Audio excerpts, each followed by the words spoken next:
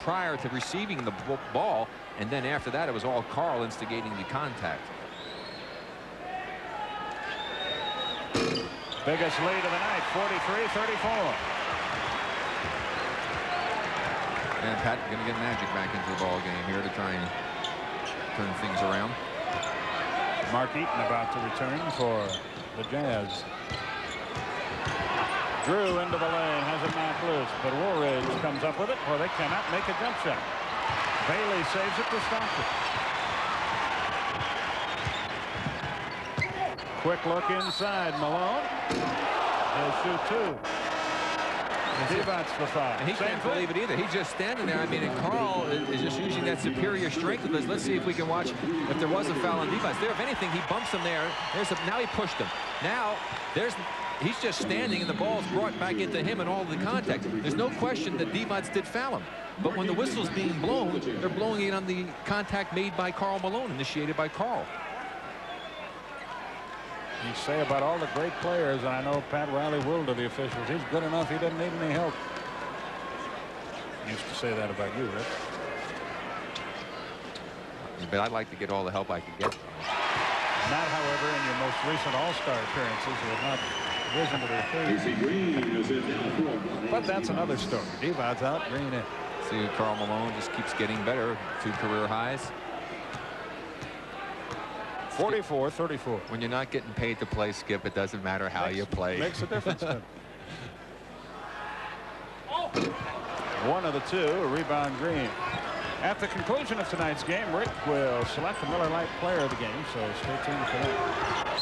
Magic. Griffith picks up the foul. Can't be much argument about that one. Well, you see Magic also realizing that they've been struggling offensively. And usually when that happens, he decides to take responsibility himself to make something take place of a positive nature. And there he just decided to take the youngster to the hole.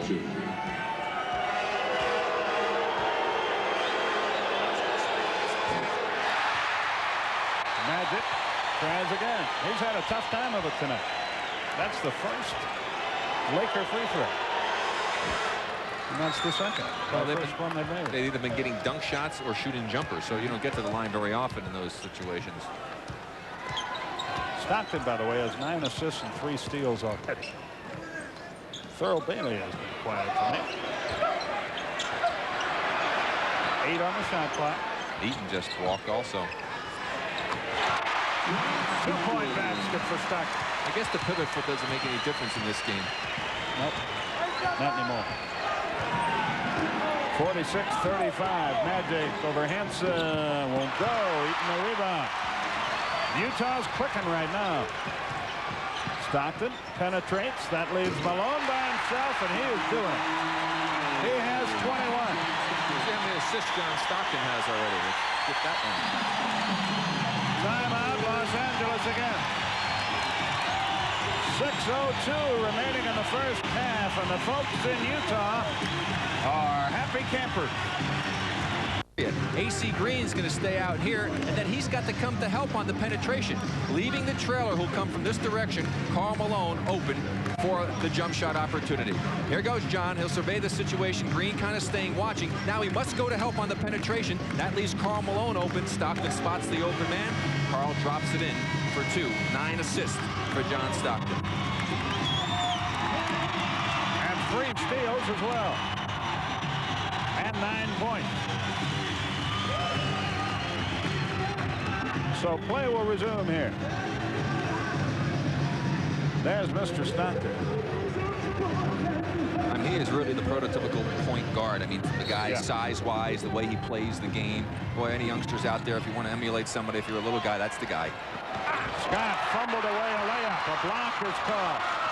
Bailey loses it, however. Magic down under. Woolridge and a foul. And Eaton took a shot. Got hit. Looked like a blow to the forehead. And a rather severe blow, I would think. A lot of force behind it to be able to fell the big man.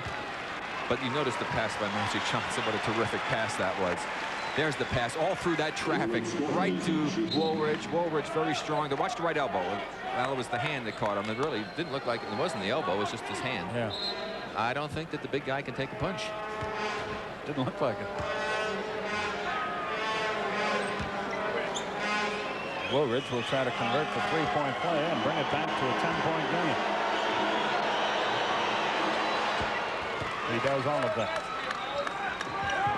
5:50 remaining in our first half. Look at they just left Eaton all by himself to go and double. Stockton leaves it for Hansen. Bailey had it, can't control it. They'll give it to Utah. See, all that running and doubling, you can cause some problems if the team panics a little bit, but it also leaves you vulnerable to offensive rebounds. Thurl Bailey is without a point in this game.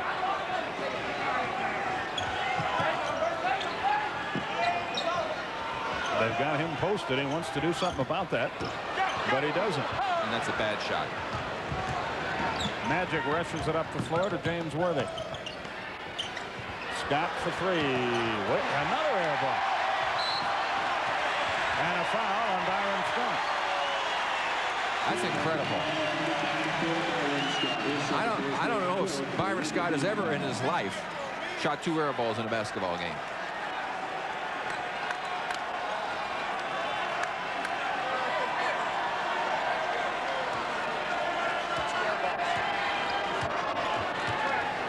Those are the only 2 he's tried. Stockton retracts for double. Better readjust the rangefinder. Stockton got into trouble and couldn't get out. The law of gravity got him that time. He got up in the air and had nowhere to go. Woolridge fumbled it away. Foul Stockton.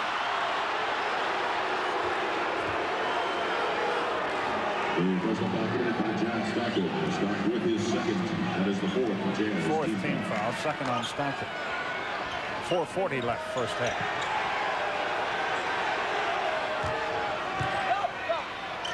Scott thought about it, said no, not right now. Yet another whistle. That'll be on Bobby Hansen. That'll be a penalty now. Hansen has done a heck of a job. Magic Johnson has 5 points, at least 4 turnovers. You see Larry Miller, the owner of the Jazz. Yesterday was the 5th anniversary of the day that he had purchased the Jazz. And he said, Rick, he said there have been a lot more lows than I had ever envisioned, but there's also been a lot of highs. He's an interesting guy. He comes out and warms up with the team. He was in line with them when they had the national anthem. Yeah, very unusual owner. Really is a part of the ball club. In fact, the guys gave him uniforms. I think rode in the way uniforms for him also. He's really into it.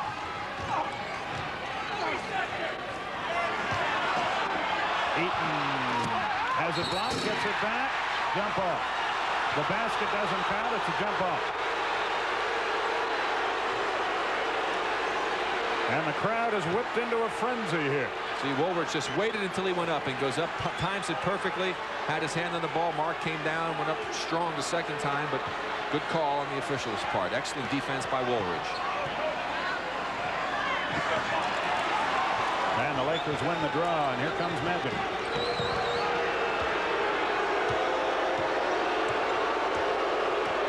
.405 left in the first half. Good pass to Worthy, but he retreats on the dribble. Scott. Magic throws up a prayer, gets no answer. AC Green keeps it alive to Worthy. 3:48 left. The action is really slowed here. Scott. Another air ball may have been partially blocked. That time Bailey got a hand on it. Magic, scoop, no. Rebound, Malone, Hansen, Stockton, Hansen, layup.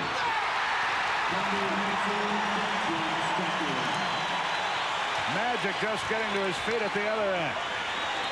50-40. Utah by 10. Magic Johnson is hurt. He's called for a timeout. He got hit in the face. You see him holding on to his upper lip as Gary Vitti, the trainer, comes out to look at Magic. Last thing they need is an injury to Magic. I don't think it's anything of a serious nature to prevent him from playing, but may have had a chipped tooth or something, or knocked loose. Well, we'll see when we come back right after this. With Utah's lead cut down to 10 by the Lakers and 3:12 to go here in the first half, the second quarter. Let's watch Magic on the drive. And Eaton's going to step up. Watch the left arm of Eaton as he turns now, and watch the elbow. Wacko right in the face of Magic Johnson. Should have been a foul. No foul called. Down the other end went the Utah Jazz as Stockton got yet another assist to Bobby Hansen, and Magic Johnson took the brunt of that drive. Lakers just 5 of 20 in this quarter, 25%. Utah 8 out of 16. 10-point game. We near the 3-minute mark. Woolridge. Oh, that's one of the few jump shots that have fallen lately for LA. 50-42 the score. If I'm Jerry Sloan, I still like to see Woolridge shooting that shot. Stockton against Cooper. He can't unload. Now he does. Malone. Nope. Rebound out of bounds. Still belongs to Utah. Magic argues about that.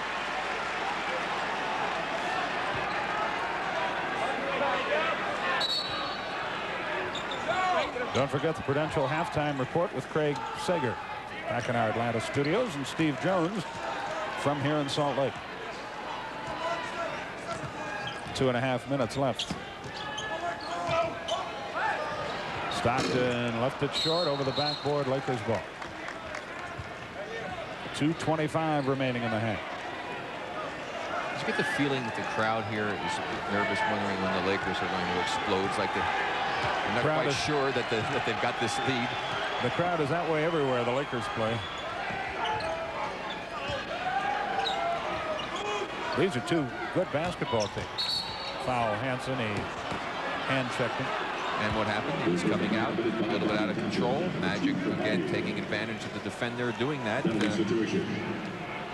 You've got to come out in slow fashion, what they call a closeout move that keeps you under control, so that you don't have that chance to have the guy blow by you.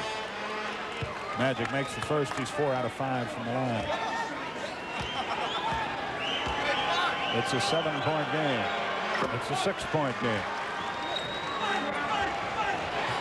Darrell Griffith about to return to the Utah lineup. Hansen across the line. They double him. Stockton with it up top. They double him. Hansen with it. Bailey with it. Good pass. Malone blew the layup. Cooper comes out of there with it. Woolridge, great pass. Worthy the open man, but the jump shot will not go. Eaton, Hansen, Stockton. Thurl Bailey. Still doesn't have one. No go down. Magic at the other end to Cooper. Woolridge all by himself. Nowhere near. Boy, they're jump shooting. That's why you want him shooting that shot. Hansen into the lane. His little jumper goes. Jerry Sloan, and he can wind up with a technical before this evening's over, because he's been on the officials very heavily. Well, what a player he was, huh, Rick? Talk about competitor. I mean, you see a picture of Jerry Sloan in the dictionary. Yeah. He and Van Leer, they'd knock you around a little bit. Knocked out by Eaton. It's a 2-on-1. Malone takes it himself.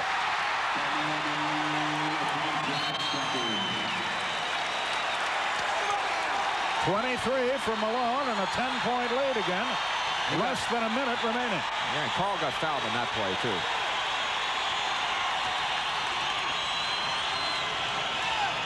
Worthy against Stockton, and a whistle. Offensive foul against the Lakers. Michael Cooper arguing because he is the one that committed the violation as he was moving, and the Lakers just not having things go their way right now. Griffith is into the game, and Hansen has gone out. Now confusion reigns supreme. They inbounded once, were stopped, and now inbound again. Well, the Jazz needed that little break there because their 13-point lead was being chipped away very, very effectively by the Lakers, and now they're going to go into the halftime feeling pretty good about what they've accomplished. Griffith comes in, firing for three. Jerry Sloan pushed the right button there. It's a 13-point lead again. The Lakers cannot play for the final shot. They'll have to shoot it with about 2.5 seconds left in the quarter. 10 on the shot clock. Magic, no. Eaton the rebound. Last shot to Utah. 3-on-1 break. Thurl Baylor.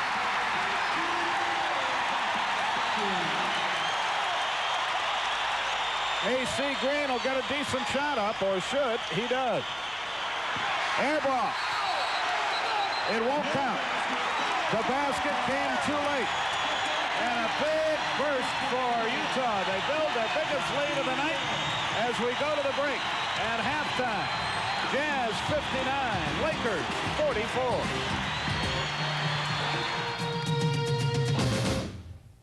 Halftime Report is being brought to you by the companies of the Prudential. Come to the Prudential and build your future on the rock.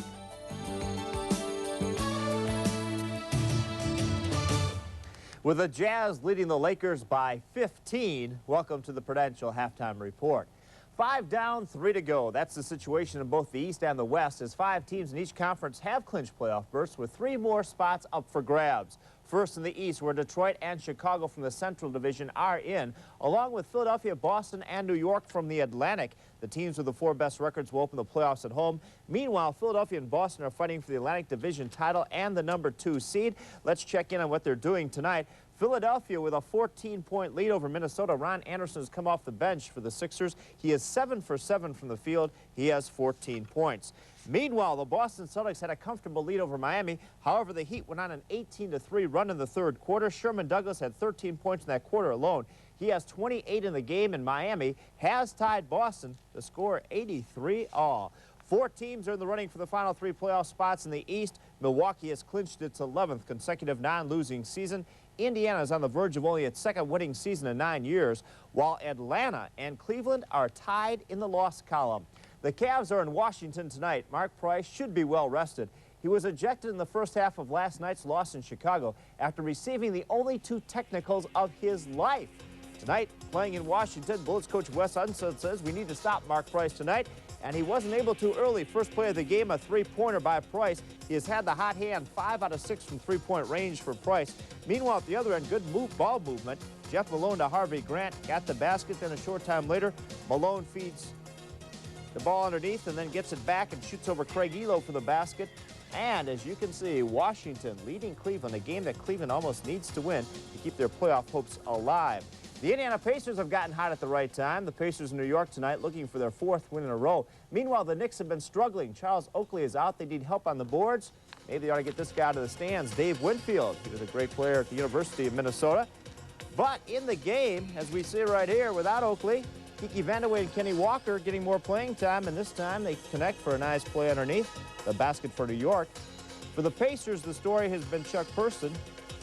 Went by the Knicks defense for the basket, and then the Knicks came back again. Patrick Ewing on the boards. He has 16 points. He leads all scorers so far in the game, and New York is leading Indiana by 5.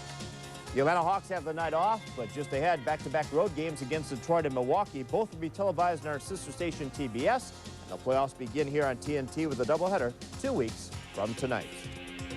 Has shifted out west, and the records substantiate that theory. 5 teams from the Western Conference have already won at least 50 games compared to just 2 in the East. The Lakers should win 60, while Utah has already set a franchise record with 52. San Antonio has a chance to claim the biggest turnaround in NBA history. The Spurs were 21-61 last year. Tonight, San Antonio playing at home against the Clippers. They are on top by 9. That game is still in the first quarter. 5 teams are still in playoff contention. However, like the East, just 3 spots remain. Dallas is a win away. Meanwhile, Denver is also close, while Houston and Seattle will undoubtedly go down to the wire. For the final spot, Golden State is alive, but only mathematically.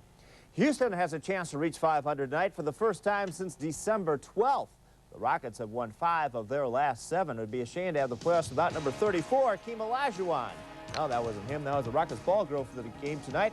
Meanwhile, Houston on the fast break. Otis Thorpe to Sleepy Floyd. The difference has been the improved play lately of Vernon Maxwell. He has been sensational, according to his coach Don Chaney. And here had a nice pass to Buck Johnson.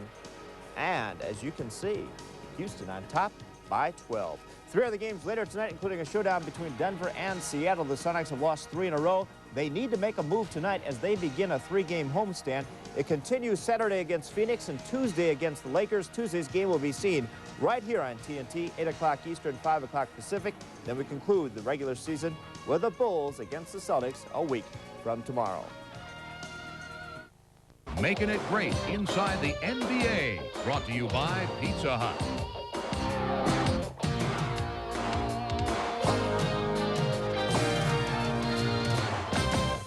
Welcome to Inside the NBA. As the NBA regular season widens down to the final week and a half, all 4 division titles are still up for grabs. The Lakers and the Pistons do have the best records in the league, but there's no guarantee that they'll have a rematch in the finals. And joining us now from Salt Lake City is our expert analyst, Steve Jones. And first of all, Steve, what an impressive first half by the Utah Jazz. Are they trying to send a message to the Lakers for the playoffs? Well, I don't know if you can say they're sending a message. This is a game, Craig, that they desperately need. They had flattened out a little bit as they're trying to win the Midwest division, and so they came in here with a little bit more purpose. The Lakers have won 7 in a row. You know that they were going to flatten out and come off that high a little bit, and it's been a game of spurts. I think that the Lakers will still come back and make it more of a contest, but the Jazz are ready tonight and showing that when they're on top of their game, they're an opponent to be reckoned with. Well, the last time we conversed, there was chaos in Charlotte. Since then, some stability, with Gene Little signing a multi-year contract as head coach. What factors caused management to remove the interim? Well, you know, that's the All-American city down there, and they did the All-American thing. Gene Littles is a guy that has worked very hard, but what he's been able to do more than anything else is give them more wins than they've ever had in the franchise history. 3 in a row doesn't sound like much, but when you're George Shinn, it looks awful good. And when you've won 6 games in a month, it looks a lot better. And you say, why should I go look someplace else when I've got the guy right here that understands the organization, the city, and the players? And Gene Littles will do a good job. The one message we must send to Gene is the key to the whole thing is talent. Remember, go get some horses and you'll run. There is speculation that this will be Chuck Daly's final season at Detroit. Do you think he wants your job? Wait, you saw that movie Red October. You know what that guy said? He came over and sat on the bench and he said, I've got a lot of options. Nobody right now in the sports business has more options than Chuck Daly. He supposedly has a standing offer to come to work for us. There's rumors that NBC would like to see him. There's 3 teams that want him to be general manager, and he can always be coach. Now, you tell me, how bad is life for Chuck Daly right now? What about another coach whose future is uncertain, Mike Fratello at Atlanta? Will he stay or go? Well, if I'm Mike Fratello, I take 2 Excedrin and I plead innocent and try to find another venue to work. Not because Atlanta hasn't been good to him, but it is a team that has really had an up and down season, and they appear to be at a point where the marriage is broken, and the best thing that they can do is part on good terms. There are plenty of jobs for Fratello. He's got a great talent for coaching and an eye for talent. I think he'll do well someplace else. Well, you know I'm a fan of Rod Strickland, but since they made the trade, San Antonio and New York, Mo Cheeks for Rod Strickland, both teams have suffered. Has this trade backfired for both? I don't think they've suffered. If you look at it, really, the team that took the greatest gamble would have been San Antonio. They were playing good and in a good rhythm, and they make a move. They fell back for a couple of games, but Strickland has come in and played well. They are still in the hunt. They're 2.5 games behind the division leader, Utah. New York, on the other hand, has got the same problem. They thought by getting rid of Strickland, they would quiet the Jackson, whoever the guard was, controversy. It's gotten bigger. It's gotten worse. They've turned on the coach. Their problems are still big in New York. So I think that you got the right guy. You stay with Strickland, you'll stay in the money. Well, thanks for being with us. I see over your shoulder that there's less than a minute to play before we have the second half. Enjoy the game. All right, Craig. And Skip and Rook will be back in a moment. First, here's an update on the scoreboard. Philadelphia now leads Minnesota by 25 points. Meanwhile, Boston is trailing Miami by 2 in the 4th quarter. Big upset possibly in the making there. Washington leads Cleveland by 4. The Knicks have a 7-point lead at intermission, 54-47. Houston winning at home, 34-26 over Charlotte. And San Antonio with a comfortable 13-point lead against the Clippers. But now let's go back to Salt Lake City. Skip Carey and Rick Barry. Okay, thank you very much, Craig. A 15-point ball game. Utah had a 9-0 spurt to end the first half, and they got Thurl Bailey on the board with the last 2 points of the half, and those were his only points in the game. So right now things are just ducky for the Utah team. Well, yeah, they really are. I mean, the Lakers, who started out so well, 62% shooting, the bad transition defense on the part of the Jazz. Obviously, Jerry Sloan had something to say about that because they improved in that area. And then the Lakers were forced to go outside. And when they were outside, they just went ice cold, 5 for 20 at one stretch. That enabled the Jazz to go ahead and get some breaking opportunities. You can see what's happened in the backcourt. Magic Johnson with only 8 points and 5 assists. Stockton with 13 assists already. I mean, he's almost at his average for the ball game, playing a spectacular ball game. But it's the poor shooting of the Lakers that have led to those opportunities. And Karl Malone, of course, having a big first half offensively with 23 points and 5 rebounds. You can see his 50% field goal shooting average. But basically, it was the Lakers' inability to get the ball in the basket in the second period that allowed the Jazz to get this big lead. Here we see a play of Malone battling. Look at how AC Green trying to front him, trying to hold position. Stockton with the perfect lead pass, the weak side late getting back to help out, and Karl with 2 of his 23 points. Again, if you're going to front Karl Malone, you better have some help weak side. Otherwise, that will be the result that you'll be seeing all night long. Lakers have no points from the pivot position. Magic is 2 out of 6 with at least 4 turnovers. Scott 3 out of 9 with 3 air balls. So I believe didn't Divac score early? no, I said no rebounds. Oh, rebounds. Oh, okay. But, well, yeah, rebounds. They got to get something going here as far as shooting the basketball a little bit better. That's really what's killed the Lakers. They just don't usually shoot the ball that poorly. Well, they have a chance to draw first blood here. Magic into the lane, finds an open James Worthy. Jump shot still not there. And it's not like they're not getting good shots. They're getting good shots. Wide they open. Just can't make them. I mean, Byron Scott with 2 air balls wide open in the 3-point area. Eaton away from. Oh man, did he get Divac a shot? And now he rolls to the basket and has it knocked off his foot and out of bounds. Divac's looking at the officials saying, "What do you need to do to have a foul called in America?" He really got whacked.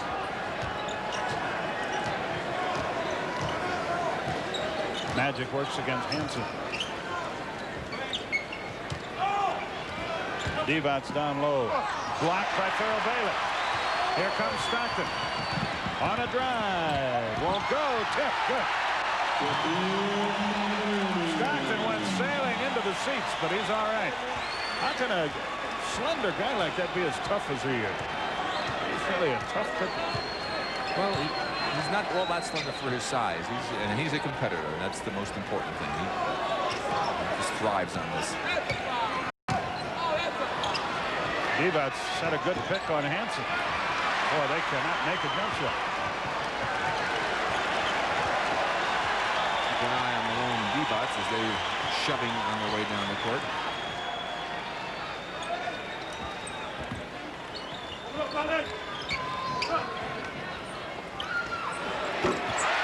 Malone again.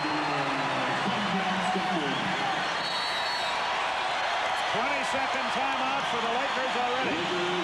And it's a 19-point game for the Jazz, and they are really looking good. Executing very, very well right now on both ends of the court. You talk about John Stockton and the way he likes to play. Here you see John just making a little nice pass into Karl Malone. He just surveys the situation, figures out what's the best thing to do.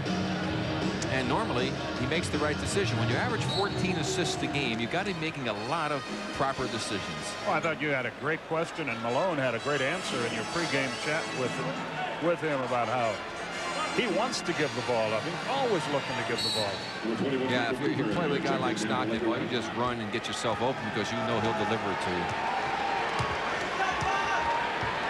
Magic to the front court. They clear the zone. He works one-on-one. Hansen slaps at it. Can't get it. Down to 10 on the shot clock. Worthy set the pick. Hansen fights through it. Magic knocked away by Stockton out of bounds. Great defense by Utah. 6 seconds on the shot clock. Yeah, some good individual defense on the part of Hansen, a good team defense on the part of Stockton. Michael Cooper has checked back into the Lakers scheme of things. Scott fumbles. 3 on the shot clock. 2 with 1. AC Green. Another jump shot won't go. 63-44. Malone. Yep. Stockton again. I tell you, he just knows how to deliver the ball when a guy's being fronted, and the weak side, Worthy, a little late getting there. Malone with 29 of them. Magic. He can't get it. Eaton the rebound. The Lakers look discomposed. Hansen. A miss, but the rebound still with the Jazz. 9:15 left in the third quarter. Wow. And Pat Riley going to that small lineup, trying to hope to get something happening, but they just have got to make the open shots. There's the Eaton hook. Magic the rebound. Magic was playing Eaton. Magic into the lane, drops it off beautifully to Green. He can't buy it, and stopped in the rebound. Thurl Bailey will shoot two. And you don't think that Mark Eaton is a factor in this game? I mean, he made Green wind up shooting an air ball from 2 feet. He's not smiling, he is grimacing. There you see Magic, the penetration, gets Eaton to commit, drops it off to AC, and then he just sticks that long arm up. The AC just tried to move it out of his way and then threw it right past the basket, never touched iron. That's the thing. Eaton is not as quick as some players, but he's got such wingspan anyway, doesn't even have to jump. That's why, again, if you're going to beat him, you need to do it with lateral movement. 66-44. A shocker, apparently, in the making in the Salt Cup. Not that Utah would win, but if this keeps up, it'll be a slaughter. But don't count the Lakers out. 67-44, 8:38 left, third quarter. 17 straight Utah points.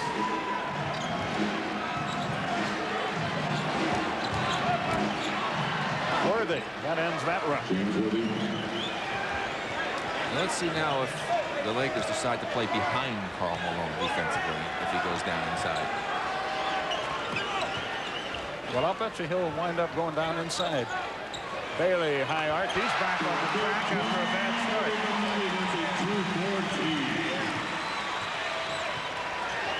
Utah not doing much wrong at the moment. 8 minutes left, third. Varian Carey from Salt Lake. Stockton almost stole it. Scott leaves it for Cooper. His three-point try. Yes. Three-point basket for Michael Cooper. And all of a sudden, a couple of jump shots fall for the Lakers. But it's a 20-point game.